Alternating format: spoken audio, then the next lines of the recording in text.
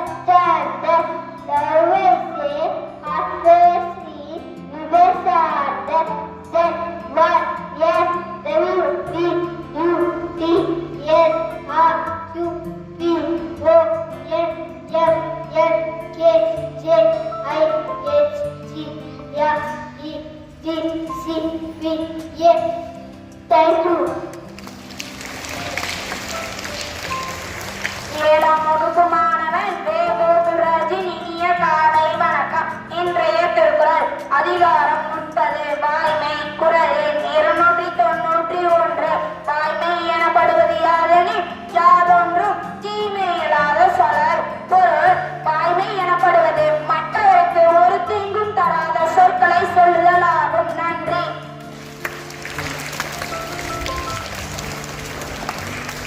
Happy birthday to M. Dishikasri from LKG B and J. Dhruvikas from 1st standard and S. Sri Guru from 9th standard.